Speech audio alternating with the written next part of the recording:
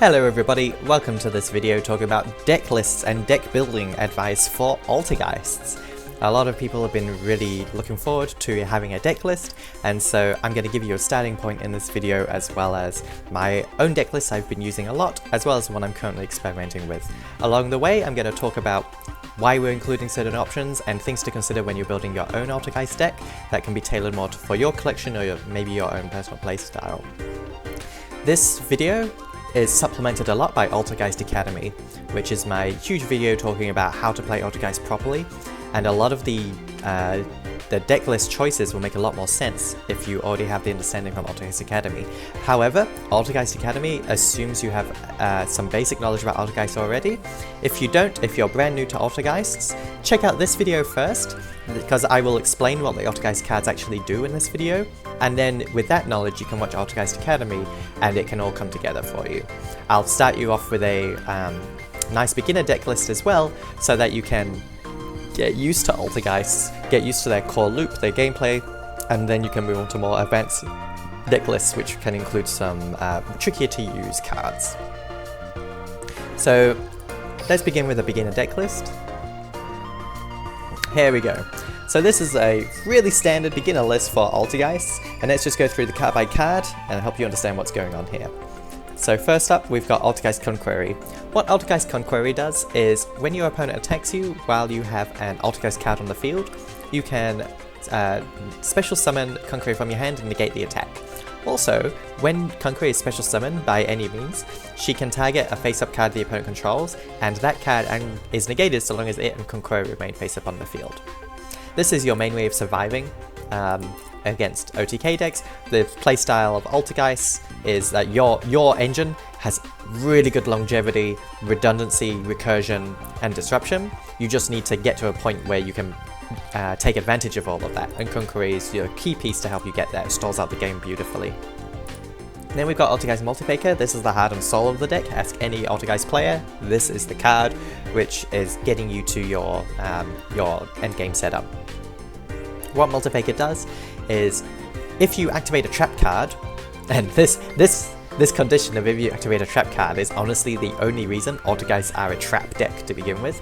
So if you activate a trap card, you can special summon this card from your hand, and then if this card is special summoned, you can special summon one Altergeist monster from your deck in defense position, except Altergeist Multifaker.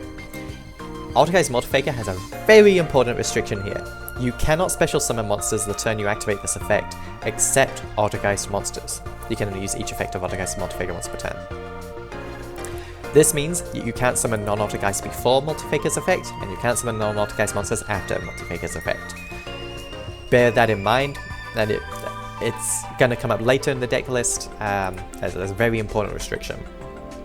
So, something to know about Multifaker: these effects, there's two different effects. If you activate a trap card, you can special summon from your hand, and then a separate effect: if this card is special summoned, you can special summon an Altergeist monster from your deck in defense position. This is usually how you're getting to your to the rest of your combo, because Altergeist, you're trying to get all of your Altergeist names in rotation, and Multifaker helps you get there. Refer to my Altergeist Academy video for a bit more detail, but normally you're searching Silquidus, and I'll explain why when we get to Silquidus. Here we've got Altergeist Meluseek. Meluseek is kind of like the answer to life, the universe, and everything.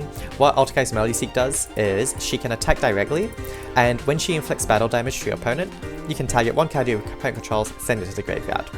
Very hard to interact with interaction, because you're doing it in the damage step, so your opponent usually doesn't have anything that can respond in the damage step. They have to kind of commit to trying to answer Meluseek before they know what you're trying to target usually. But dealing with Meluseek is also a bit tricky because of this other effect. If this card is sent from the field to the graveyard, you can add one Altergeist monster from your deck to your hand, except Meluseek. You only use this effect of Meluseek once per turn. And I've only just now realized that once per turn is only on the search, it's not on the sending to the graveyard. But anyway, so Meluseek, you're honestly most of the time using it for the search. It's really nice that your search monster also has removal built in, and anti-stall with attacking directly. But most of the time you're using it to search your Multifaker, and in fact your best turn 1 includes Meluseek, and I'll talk about that a little bit later once we get to the end of this deck profile. For now, let's move on to finishing talking about what all the cards do. Altergeist Marionetta, when she's normal summoned, you can set one Altergeist trap directly from your deck to your spell and trap zone. Also, she has another effect. You can target one Altergeist card you control and one Altergeist monster in your graveyard, and you basically swap them. So importantly, you can target an Altergeist card, doesn't have to be a monster, and then you get back a monster from your graveyard. You can use this effect of Altergeist Marionetta once per turn. She's really good from your second turn and going forward. She continues your plays, and then once you've got a graveyard, for example, if Multifaker is in your graveyard, she can use this effect to swap, at the bare minimum herself, into a Multifaker, and then you get Multifaker's effect to special summon another Altergeist monster from your main deck. And that's a really fairly bread and butter play, is you set up with turn 1 with something like Meluseek, or you already have the Multifaker, you summon the Multifaker when you activate a trap, you get the Silktress, which I'll talk about soon, and if you've got Marionetta access, which is fairly easy to do, then in your next turn, you link away the Multifaker and whatever it found, you normal summon Marionetta, you get another trap out of your deck, you've got Hexteo in play, and use Marionetta to turn itself back into a Multifaker that's in your graveyard, and then Multifaker special summons something else. That's kind of your bread and butter turn 1, turn 2. So let's talk about what Silktress does now. So Silktress has a quick effect. You can turn one other Altergeist card you control to the hand, then target one card your opponent controls, return it to the hand. She has another effect. If this card is sent from the field to the graveyard, you can target one Altergeist trap in your graveyard, add that card to your hand. You're going to use each effect of Silktress once per turn. There's some really important subtle distinctions going on in this card text.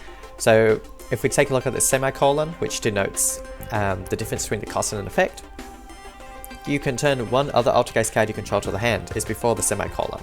That means it's part of the cost of the card, so your opponent's not going to be able to respond to it in any way.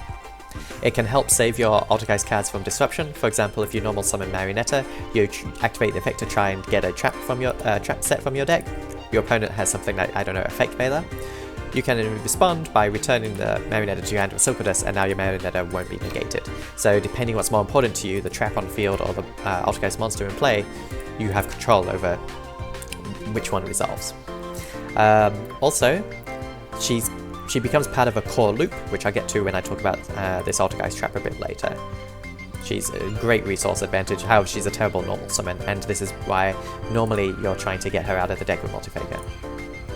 Here we've got Personal Spoofing, which just does everything that you need. So Personal Spoofing is a continuous trap that lets you once per turn shuffle one Altergeist card from your hand or face up from your field into the main deck, add one Altergeist monster from your deck to your hand.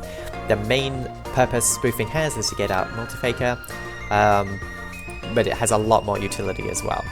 So Multifaker's effect of if you activate a trap card, you can special summon this card from your hand.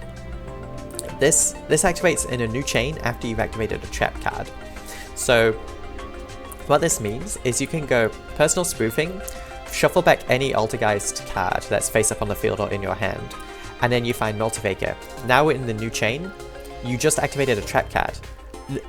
Importantly, if you've flipped Personal Spoofing over, that you flipped it from a set position and immediately activated the effect, like the game will come up and say, activate the effect now, click yes, shuffle something away, you find Multifaker. Now you're in a new chain after you've just activated a trap card, Multifaker triggers, special summons itself. So Altergeists are normally a 2-card combo deck, but, well, then I shouldn't have said combo deck because that's its own archetype of deck, but the main combo within Altergeist is a 2-card combo, something that gets you like Multifaker access and a trap. But it just needs any other Altergeist monster. It's your most, well, any other Altergeist card actually. It's very lenient 2-card combo. And this is why it's just one of the best traps that you can play, and why it's limit 1, and why we play it instead of any other limit 1s. Before I get to these generic back rows, I want to talk about the final Altergeist card in the list, which is Altergeist Manifestation. So Altergeist Manifestation is kind of like a Call of the Haunted. It targets one Altergeist monster in your graveyard, special summons it in attack position, and if you do, equip it with this card. When this card leaves the field, destroy that monster. it has another effect. You can banish this card from your graveyard, then target one Altergeist trap in your graveyard, add it to your hand. You can only use this effect of Altergeist manifestation once per turn. So the actual flipping it over from the field to revive a monster is not a once per turn. I don't know why, but when I said it has another effect, I got flashbacks of Gaga's sister. Anyway, so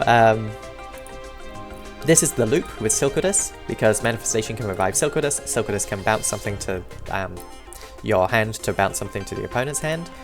You can even return the manifestation, it's an Altergeist card.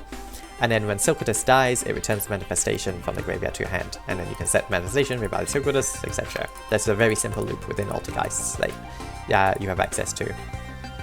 It's actually fairly powerful if you think about it. This is one of the least powerful things we can do, and it's still fairly powerful. You get to bounce a card every turn with no extra resources invested. So why am I playing 3 copies of it? It's because your best opener is 3 Meluseek. Your best opener is a Meluseek and a manifestation. And I go into this in more detail in Altergeist Academy, but for now I'll just talk about why this is your best opener. You normal summon Meluseek, you link it away into Linkuriboh. I'll get to the extra deck a bit later, but this is why Linkuriboh is in the deck. So you link it into Linkuriboh. Meluseek triggers, you find Multifaker. You set manifestation. Your opponent's turn. As late as possible, you activate the manifestation to revive the Meluseek. You've just activated a trap card, Multifaker triggers, Multifaker summons itself from your hand, and then it can search Silkudus out of the deck. You use Silkudus to return the manifestation back to your hand, which kills the Meluseek. Meluseek triggers now, because it's just gone from the field to the graveyard, and you search either Conqueror or Marionetta. Conqueror if you need the protection from battle, Marionetta if you're just setting up for next turn. Then in your next turn, you have Marionetta access. You link away your Multifaker and your Silkudus to make a Hextier, which I'll talk about in a moment. And then you normal summon the Marionetta. Marionetta finds another manifestation out of the deck. Use Marionetta's effect to swap itself with the Multifaker.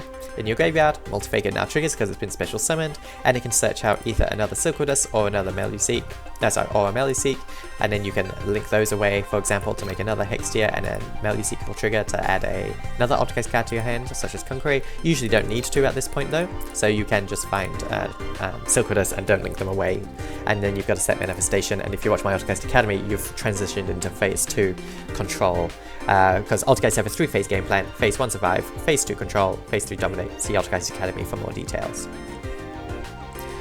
So now let's talk about these generic back rows, and then I'll talk about the extra deck. So here, we're not allowed to play limit 3s because our Meluseek is limit 3, and it's such a good first turn card that we want to play it at 3 copies. So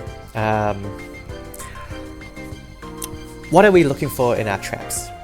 We're looking for something that's easily chainable or has a devastating effect on the opponent. So how Altergeist can lose is if you open, say, only 1 trap, but you still have a Multifaker, and then you have a trap set. If your opponent has Mystical Space Typhoon or Cosmic Cyclone, normally your trap is not activatable at this point. They destroy your trap, and now you can't trigger your Multifaker. And this is why Manifestation is so good, because with this turn 1 combo I described, you can activate the Manifestation whenever you like. You can even chain it to the MST, and then you get to trigger your Multifaker. So I'm looking for traps which have very easy activation costs and still do something. So one of the easiest ways to activate a trap is if your opponent just has a monster in play. So that's why I'm playing Warning Point, which is a very good trap, and it triggers when a monster is summoned. This turn, that face-up monster cannot attack. Its effects are negated. Also, it cannot be used as material for Fusion, Synchro, Xyz, or Link Summon. It's a very disruptive card, and it will trigger your Multifaker fairly easily. Your opponent just has to summon a monster. It doesn't give you a lot of control, because you can only activate Warning Point on the summon, so it does require a bit of knowledge about what your opponent's playing. But as you learn the matchups, you can learn where to Warning Point and how that will trigger your Multifaker in an opportune time. For example, you usually can't use a Warning Point in your opponent's battle phase. Canadia is something you can use in your opponent's battle phase. This is usually a very easily chainable trap, and why I'm playing it at 3 as opposed to Warning Point at 3. All you need is your opponent to have a face-up monster that can be turned face down, so of course Link Monsters is not going to work on that. We all know how strong Book of Moon is. Canadia is the trap version of Book of Moon. This part here Once per chain, when a trap card is activated while this card is in your graveyard, special summon this card as a normal monster. Blah blah blah. Don't ever do this. You don't want to clog up your monster zones with this useless monster that is not an Altergeist. You're not going to be able to use it to make the extra deck monsters you actually want to make, and you're kind of relying on your opponent to get rid of it for you. It also clogs your zones because then Multifaker, when it special summons something, it means that you can't really activate Multifaker if you've got something else. Like if you have, for example, a Canadia in your monster zone already, then you activate Manifestation to revive something, your Multifaker is not really going to work. It can special summon itself from your hand, but it can't special summon anything else because all your monster zones are clogged. Also, because this is not an Altergeist monster, if it special summons itself as not an Altergeist monster, your Multifaker's effect to special summon an Altergeist monster from the deck won't be able to work because of Multifaker's restriction. So just ignore, there's very few instances where reviving this as a monster is correct. Just ignore that it has this ability. Only use it if it's obvious that you're going to die if you don't summon this, and then it will actually save you. And then finally here I'm playing Needle Ceiling. So Needle Ceiling is really powerful in Altergeist because Altergeists thrive in simplified board states. Your main disruption is you get to bounce one card every turn, your turn and your opponent's turn, and if the board state is simplified, then that one bounce becomes very oppressive. Needle Ceiling simplifies the board state, and it's also devastating. Oh, I should explain what Needle Ceiling does, just in case you're not aware. When there are 4 more monsters on the field, destroy all face-up monsters. And a lot of your Altergeist monsters are floating effects. For example, Silver Disc can return Manifestation back to your hand, Meluseek can search an Altergeist monster, Hextier can search any Altergeist card if it's destroyed. And you have this devastating line where after you Needle Ceiling, you wipe the board, and then Multifaker can trigger in your hand and set your board straight back up. This can all happen in your opponent's battle phase as well. Absolutely devastating. Why am I only playing it at 1? Well, it's just so hard to chain. When there are 4 or more monsters on the field, you need a bit of help from your opponent to be able to chain this. It's very weak to MST, it's even weak to something like Link Slayer. So like Warning Point, for example, is not weak to Link Slayer. What Link Slayer does is it special summons itself usually, and it lets your opponent discard up to 2 cards to destroy that much back row. But if they Link Slayer, you can at least chain Warning Point or Canadia. You usually honestly don't really care that much about the effect of the trap, you just care that you got to activate it so that Multifaker can trigger. Whereas Needle Ceiling does die to something like Nightmare Phoenix, it dies to something like Link Slayer. Whereas these other cards, they can still chain to Nightmare Phoenix. Well, Canadia can chain before they get the chance to make Nightmare Phoenix.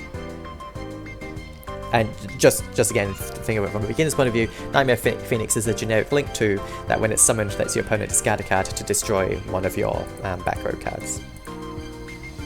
So, as a rule, when I'm deck building, I only allow myself 1 trap at a maximum, which can be devastating but is hard to chain. Because if your hand is just this trap and Multifaker, it's a dead hand. Alright, so that's all my main deck. Now let's talk about the extra deck here. So we'll start with the Altergeist monsters. Hextier is a really powerful boss monster. What does she do?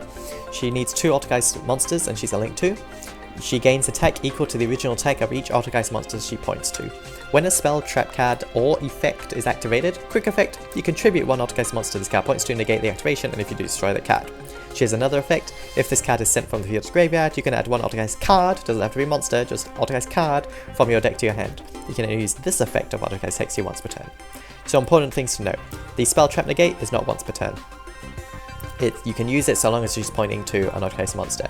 What this means is, if she's pointing to something, say Meluseek, you can tribute the Meluseek to negate a spell trap, then activate Manifestation and revive either the Meluseek or something else again, and now she's ready to negate another spell and trap.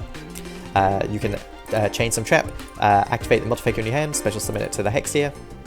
Now Hextier is pointing to another Altergeist monster. It's not a once per turn, and it's fairly easy to be able to activate Hextier multiple times per turn if necessary. Also, she activates spell trap cards or effects. It's not so important to remember that in Duel Links because it's an online emulator that it will tell you when you're allowed to activate Hextier. But what this means is you can activate spells or traps that are already activated, that are already on the field. For example, Boot Sector Launch. if they activated it earlier in the game, and then you get a Hextee at some point, and then they try and activate Boot Sector Launch to special summon 2 rockets from their hand.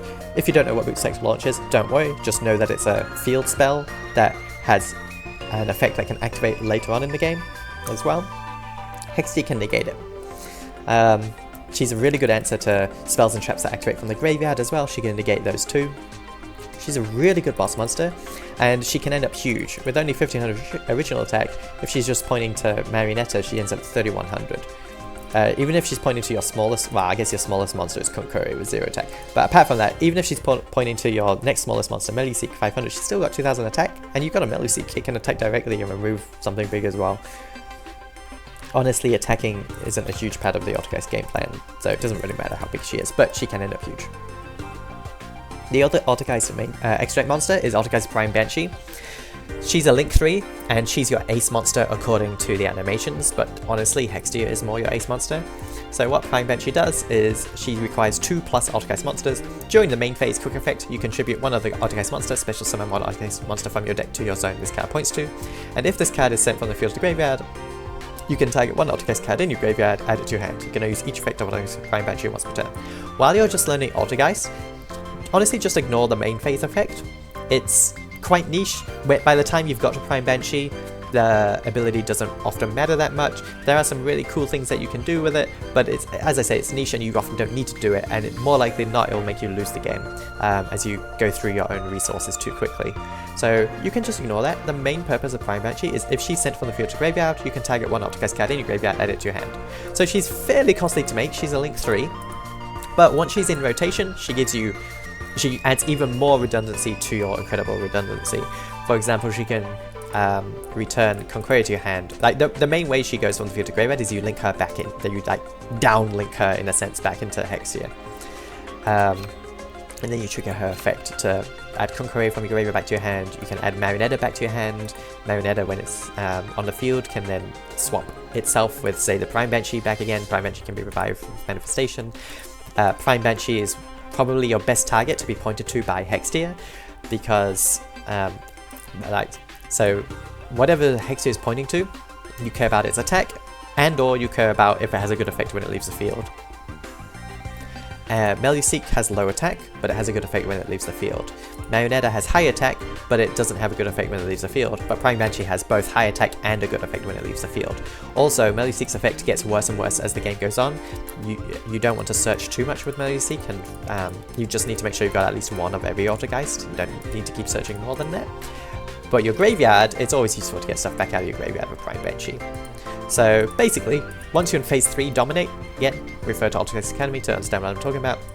Prime Banshee just adds more redundancy, but she's not that important to be honest, that's why she's only at 1. Now for the other ones, Link Rebo I already alluded to before, why it's in the deck, it's because it's part of your best turn 1 play with Altergeist Meluseek. Artemis the Magister's... Oh, I should talk a little bit about Linkuriboh here. You actually don't want Linkuriboh in play.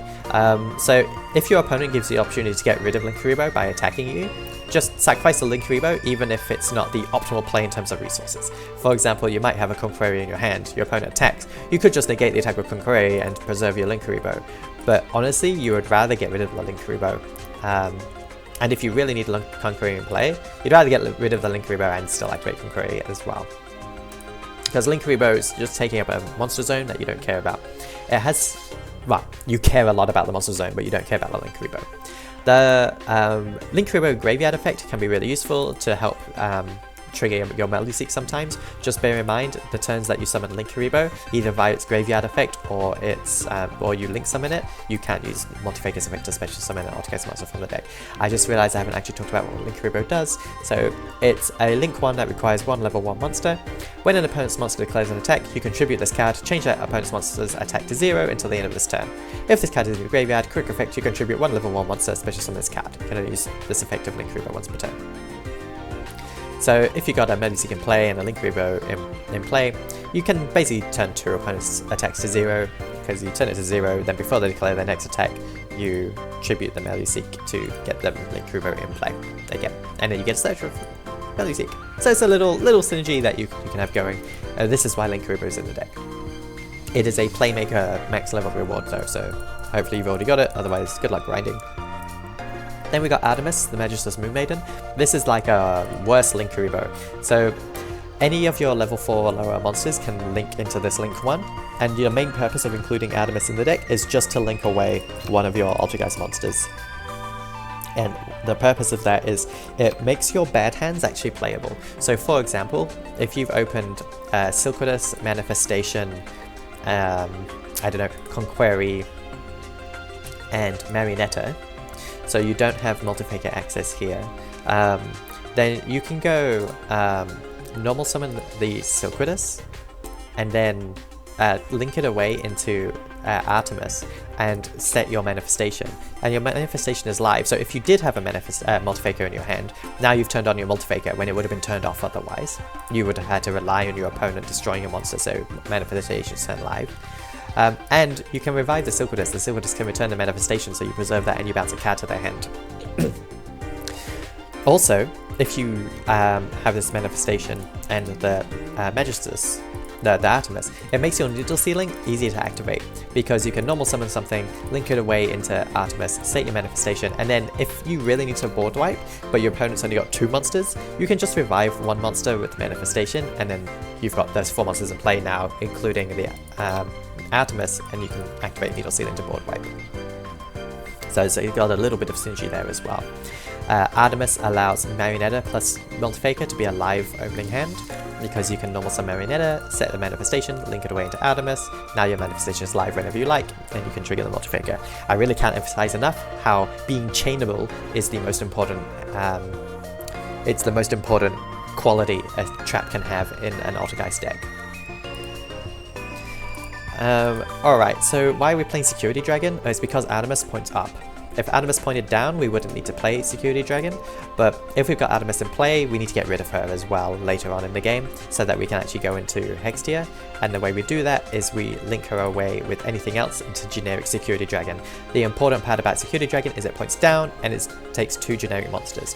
What does Security Dragon do? Doesn't matter, it will basically never come up. What it does is, once while face up on the field, if this card is co-linked, you can target 1 monster your opponent controls, return it to the hand. 1, you don't need that effect, you've already got plenty of access to bounce with Silquidus already. And 2, the only way you can co-link this card is if you've got Hextia already in the extra monster zone, and then you make a Security Dragon for some reason. I don't know why you would do that. The whole reason you make a Security Dragon is to free up your extra monster zone, or give it an arrow pointing so that you can make Hextia. Or if you've already got Link Karibo, and then you make Security Dragon.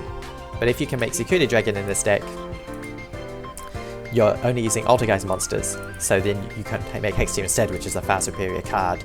The only non-Altergeist monsters that will be in play in this case is Link Karibo, in which case if you use Link Karibo, it's not going to be co-linked anyway. So just ignore the effect, you're not using it. You're just using it to get rid of Artemis if you need to. I try my best never to make Security Dragon, but sometimes you have to, and that's why it's in the deck. So we talked about those guys, now we're talking about Borrow Load. Borrow Load fills an important role as a great generic finisher in the deck. So what does Borrow Load Dragon do? Oh, I never talked about what Artemis does. She literally does nothing. All of this text only works on Magister's monsters. She just exists to link away one of your Altergeist monsters. So Borrow Load Dragon, really good generic finisher, and this is what it does. It's a link 4 that requires 3 effect monsters with 3000 attack. Sorry, it has 3000 attacks, it requires 3 plus effect monsters. Its effect is, neither player can target this card with monster effects. Fantastic.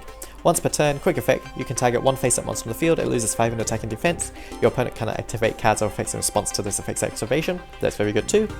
And then also, this is the main effect you're looking for. At the start of the damage step, if this card attacks an opponent's monster, you can place that opponent's monster in a zone this card points to and take control of it, but send it to the graveyard during the end phase of the next turn, so in your opponent's turn basically.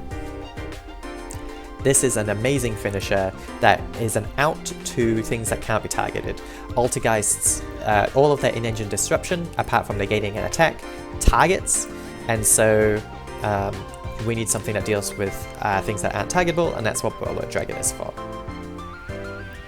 Just bear in mind that Borrow Load Dragon is not an Altergeist, so if you're planning out your turn that includes link summoning Borrow Load Dragon, make sure that turn doesn't also rely on using Multifaker's effect to special summon a monster from the deck. because you're not able to activate Multifaker's effect the turn that you make Borrowed Dragon. Or vice versa, you're not allowed to make Borrowed Dragon the turn that you activate Multifaker's effect.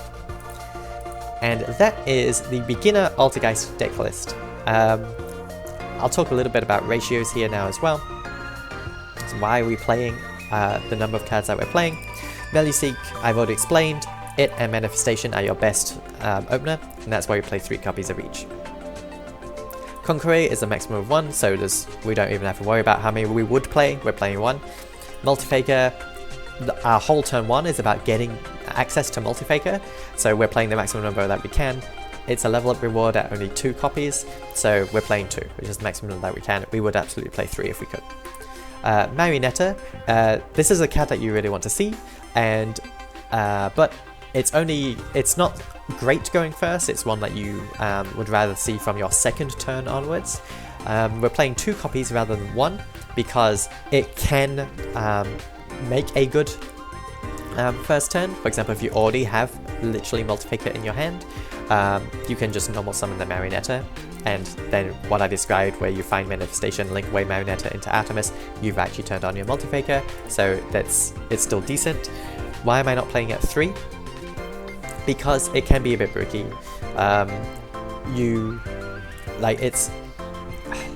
Its best effect is when it's normal summoned and that falls off as the game goes on. Actually, I shouldn't say its best effect, both effects are really good.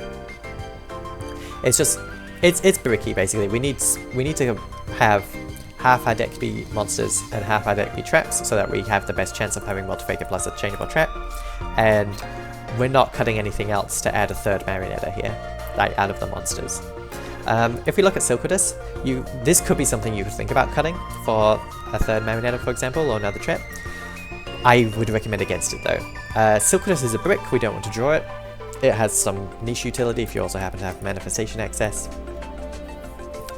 Or if you've got Conqueror in your hand, still a bit vulnerable though. I played at 1 for a long time. Why have I gone to 2? Often you just need the second round in the chamber. You need to be able to summon a second Silquidus from your main deck. Also, it means, so having all of your Silquiduses from your deck list in your hand is really terrible. If you see my Altergeist Academy video, that explains more why that is. But Multifaker can't summon it from the hand, you need to summon it from the deck. So if you're only playing 1 copy and you draw it, well, your Multifakers become a lot more awkward. You'd have to get the Silquidus out of your hand somehow. So having the second copy is great for that, but even if you don't draw it, you want two copies in your deck usually. Usually your opponent has IDP or something, DD Crow, like Silquidus can get banished, and it's really nice to still have another one for access, because Altergeist is about going for the long game, so things will happen to your Altergeist cards. And the most important thing, as I mentioned already, is you need a second one, usually, because if you link away Multifaker and Silquidus to make Hextia, then you normal summon your Marionetta, use Marionetta to get Multifaker. Usually Multifaker is finding your second Silquidus at this point. And I think that's everything about the beginner Altergeist deck list. You can copy this and you can play the game, play Duel Links and see how it feels. I'll move on to the deck list that I've been using, which is a bit more advanced. This is my usual Altergeist deck list. If everything I've said by this point is getting a bit overwhelming, just stop the video and come back to this later.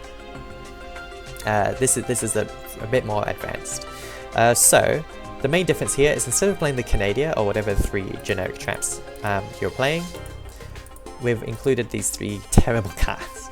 And the reason we've included them is together they form a lock. If you're playing Fifnalag and you equip it with Camouflage, so let's go over what they do. Fifnalag says monsters your opponent controls cannot target Altergeist monsters you control for attacks except Fifnalag. Also, your opponent cannot target Altergeist monsters you control with card effects except Altergeist Fifnalag. So just think of it as a magnet. Everything must attack and target Fifnalag. What Camouflage does is it equips itself to an Altergeist monster, and then your opponent cannot target it for attacks, but it does not prevent your opponent from attacking you directly. Negate an opponent's monster effect that activates by targeting the equipped monster, and as a bonus effect in the graveyard, you can banish it from the graveyard to prevent one of your Altergeist cards from being destroyed by battle or card effect. I say one of your Altergeist cards, if an Altergeist card is. So if Camouflage is equipped to Fifnalag, and you've got one other Altergeist monster in play, could be anything, then your opponent can't attack you. And the reason for that is if your opponent tries to attack, the game's like, well, fifth lag says you've got to attack it, so try and attack the fifth lag. And then Camouflage says, no, no, no, you can't attack the fifth lag, but you can attack directly. But then the other random Altergeist monster in play says, well, you can't attack directly because I'm in play, and in Yu-Gi-Oh! You're not allowed to attack directly if there's a monster already in play. So then they try and attack this, in this case the Silquidus. But then the fifth lag says, no, no, no, you can't attack that, you've got to attack me. And so then they go back to try and attack the fifth lag, and which is stopped by the Camouflage, stopped by the Silquidus, etc. So they just can't attack you directly. They can't attack you at all. Also, if they've got any card effect, it's going to have to take the fifth lag, and if that happens to be a monster effect, it'll be negated by the Camouflage, so it's a fairly resilient lock as well. And then what the Emulate Elf does is it just makes the lock a bit more resilient. The weakness so far is if they MST the Camouflage, for example, and Emulate Elf prevents that, because Emulate Elf is a trap which special summons itself as an effect monster, and if it's summoned that way, while it's in the monster zone, other Altergeist traps you control cannot be destroyed by card effects, also neither player can target them with card effects. So it protects your Camouflage from destruction. After that, there's only a few quite niche answers to the lock that are played in the game. And I believe I talk about those in Altergeist Academy, or I've got a video called Altergeist Lessons. My second to last, I play 8 games in that video, my second to last game in that video is against Lunar Lights, and I go into a lot more detail about this lock in that video, so you can refer to that for some more advanced tips about what you're considering and why you're playing this lock. The reason I'm not counting this as a beginner in the beginner deck list for Altergeist is because this lock can be very distracting. You can end up searching fifth and lag with Multifaker when it was correct to find Silquidus. You can end up with weird, like you can end up clogging your zones in weird ways, like with the Emulate Elf, for example. If you don't know what you're doing, it can be pretty hard to use it optimally. And I think it adds an unnecessary layer of complexity to the deck when you're still learning. When you're still learning, just try and do your core combos with the Multifaker, the Marionetta, the Hexia, the Meluseek, etc. So this is I consider a variant of the deck, more advanced. I do believe it is stronger, which is why I've been playing it more. You just have to know what you're doing.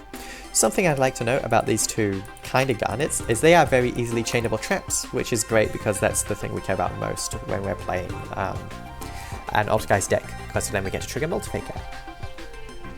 Alright, with that said, I'll show you the deck list I'm currently trying, so this is a bit more experimental. So this deck list is the same as the last one, except it's replaced the 2 warning point and the needle ceiling with these fuse lines. So what's the reason I'm trying out fuse line? It's because unlike warning point and needle ceiling, this is a very chainable trap, even if it doesn't do anything to your opponent. So what does it do? While this card is set, target one card on the field in this card's column, destroy it.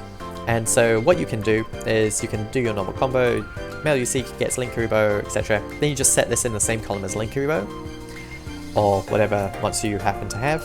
And then if your opponent gives the opportunity to destroy something, great, you can destroy it. Otherwise, at the bare minimum, because normally this will destroy something the opponent controls, but at the bare minimum, especially, yeah,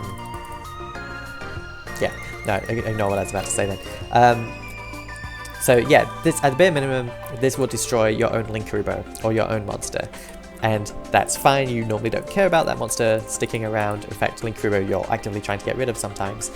And it's enough to trigger your Multifaker. And you can do this at any time, almost, so long as your opponent's not removing your monsters too. And so you can chain this to MST. If your opponent opens the game with MST, you've got and this is your only trap, then you can still chain it. That's why I'm trying out Fuse Line. Something else that's kind of similar to this is Ballista Squad. So Ballista Squad can chain to MST by sacrificing the monster you have just to destroy their MST. However, Ballista Squad, let me bring up Ballista Squad just for those who don't know about it. Ballista Squad says tribute one monster, then target one card your opponent controls, destroy it. So this could tribute your Linkarubo, your Meluseek, your Marionetta, whatever. I found that sometimes the cost to tribute is too high, sometimes your opening it isn't perfect for it. It might be you have Silquidus and a Concurry in your hand and you really need the Silquidus to stick around so that Concurry can activate, for example. And then the cost to sacrifice Silkwood is just too high. So that's why I'm using Fuse Line, and I'm trying it out, and we'll see how it goes in the future. And then, so this is the deck I'm currently using. And then finally, I mean, that deck I'm currently using might be about to change because I want to talk about some cards which you can consider for Altergeists. So I'll talk about some traps that you can consider first. So Transmigration Prophecy is great graveyard hate. It's about as chainable as Warning Point. It needs 2 cards in the graveyards. After you've done your turn 1, level your 1 card in the graveyard, so you can't chain it straight away to an MST. But if they don't have MST and they don't use the MST immediately, you can use this to chain quite easily usually, and it can be devastating against certain decks as well. So I do like Transmigration Prophecy. I used it against Black Instant Soldier a lot because it was immediately chainable when they set up the graveyard with 7 cards from nowhere. I'd stay away from traps which are not easily chainable, such as Mirror Force. Well, Mirror Force is limit 1 anyway, but like Dimensional Prison, Drowning Mirror Force, these things which can clog up your back row. Well, Drowning Mirror Force especially can clog up your back row. And they're hard to chain and their effect isn't good enough. Drowning Mirror Force is kind of comparable to Needle Sealing. So why would I choose Needle Sealing over Drowning Mirror Force? Well, Needle Sealing is chainable when you have a whole bunch of monsters, and if your monsters die, it's not the end of the world. In fact, you have a lot of floating effects, so it's fine. Whereas Drowning Mirror Force is only live if you've got no monsters and your opponent has not destroyed the Drowning Mirror Force and your opponent does not have a negate ready for the Drowning Mirror Force. The Trap Stun, hilariously, is a trap that you can chain whenever you like. If it's your only back row, then it's fine. I might play this actually as a joke just to see how far I can go with a Trap Stun. God, that'd be funny in the mirror. Anyway, let's talk about cards which are actually decent in the deck. So I've got here some hand traps, Effect Vader and DD Crow. So my deck building process, and one which I recommend, is first stuff your deck with all of the archetype cards. And then you know it's not going to be a great deck, but you just get a feel for what the archetype cards do, how they contribute to the deck. It's through playing like that I ended up discovering how to play Altergeist properly. Anyway, once you've done that, then you cut back as many of them as you can, so that you still consistently access the engine that you're using. And then when you've cut as many as you can, that's when you can fit in these generic things like these hand traps. So why a hand trap and not a trap? Altergeists, they only care about traps insofar as Multifaker cares about traps. You just need to activate a trap card and then Multifaker will trigger. Once your engine gets set up, you get access to Manifestation. You have infinite trap activations because you can activate Manifestation, and when Silkwood dies, it can get Manifestation back from your graveyard to hand. You can keep activating Manifestation in future turns. So you'll always have something to trigger Multifaker, and in reality, Multifaker only needs to trigger once or twice anyway. So that could leave room for hand traps. And I experimented with Effect Veiler. It gives you some game if you're going second against something like Life Twins, for example. But it's very consistent if you open the Effect Veiler. And also, I have found that even though I just want to activate one trap, I'd much rather consistently have a trap to activate than risk opening Effect Veiler. And so I've cut it. But honestly, Effect Veiler, I wouldn't be surprised if there is a truly optimal version of Altergeist which does play it. Pot of Duality is a consideration because sometimes when you look at your hand, you're like, damn, I really need a monster, and sometimes it's damn, I really need a trap. Pot of Duality is kind of either or, depending on what it finds. And so I tried out Pot of Duality. So what Pot of Duality does is activate the top 3 cards of your deck, add one of them to your hand, also after that shuffle the rest back into your deck. You can only activate 1 Pot of Duality per turn. You cannot special summon during the turn you activate this card. This special summon restriction, on first glance, seems not too bad for Altergeist because you're doing most of your special summoning in your opponent's turn once you triggered your Multifaker. However, it is pretty bad because it means that what you're finding with Pot of Duality, that your possible outs have reduced. You basically have to find exactly Multifaker. You can't find Meluseek to then link away to find Multifaker because Pot of Duality stops you from linking away. For example, it means Silkwood plus Manifestation is no longer truly live because Pot of Reality stops you linking away the Silkwooders. Same if you find a Marionetta. So Pot of Reality's restriction was just too much. I started with 3 copies, 2 copies, 1 copy, and ultimately 0 copies. Yeah, you can try it out for yourself though if you happen to have access to them. See what I mean? I've also included here some terrible Altergeist cards. I honestly don't understand the point of PG Alert, and it's just freaking weird. Like, sorry, just look at this thing. Like, it's even weirder than Multi-Faker in my opinion. And its effect just makes no sense. You can look at it yourself and decide and try it out if you like. Because honestly, the goal when you learn a deck isn't to win, it's to learn, and then through your increase in knowledge, you will naturally start winning more. Don't make the end goal to win, the end goal is to keep learning. You will naturally win as you learn more. It's kind of like learning to play... It's like trying to learn to do something quickly. You don't want to learn how to do it quickly, you want to learn just how to do it correctly, and then the speed comes naturally over time. Except in this case, winning is the speed, and playing correctly is the learning correctly. So, don't care about winning. You'll naturally start winning if you just learn from your deck. And then Failover, its effect is it's an Altergeist trap that's very chainable. It's a continuous trap. If you can activate whenever you like. If another card you control is destroyed by an opponent's card effect, except during the damage step, you can special summon one Altergeist monster from your hand. You can banish this card from your graveyard, then target one Altergeist monster in your graveyard, add it to your hand. You can only use each effect of Altergeist Failover once per turn. It clogs up your back row, and it provides effects that you don't need. If you activate Failover, you've just activated a trap, so Multi-Faker is going to trigger itself anyway. That's the thing that you need to special summon with Failover.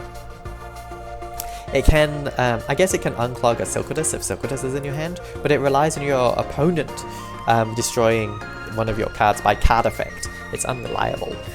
So, I don't like it. You can try it out though. Don't just take my word for everything. Try everything and then see, learn from it. Maybe you'll discover some niche synergy that I haven't thought of. Down here, there's one extra deck monster I haven't talked about, Altergeist Virion.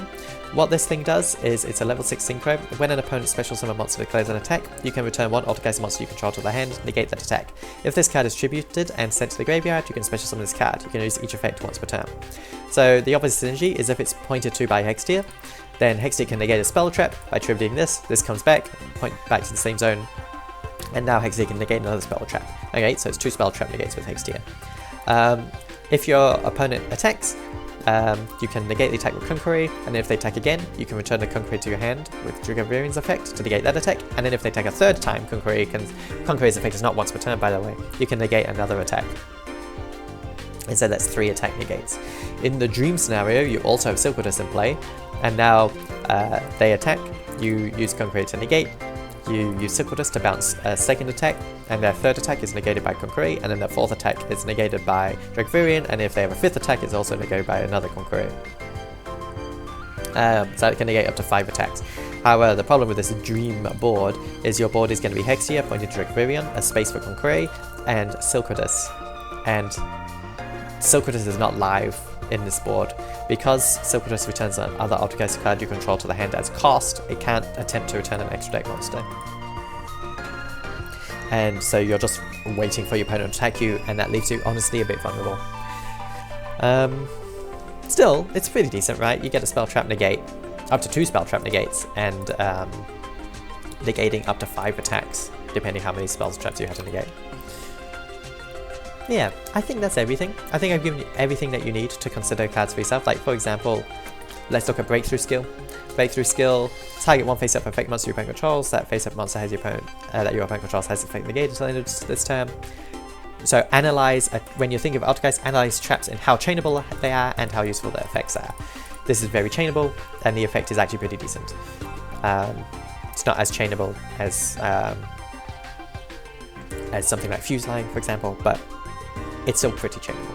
It also has some extra effects as well, which you can read if you like. I think this Breakthrough Skill is quite possibly a decent addition to Altergeist, and I even might try it out myself as well. Anyway, I think that's everything now. Oh, except for I didn't talk about the skill. So I use the same skill in all of my Altergeist decks. and that's Life Point Boost Alpha. It means you don't have to use Ghost Gal. Anyone who's got Life Point Boost Alpha will work. The Altergeists thrive the longer the game goes on, and the boost from 4,000 to 5,000 is often very relevant. It lets you use your life points as a resource.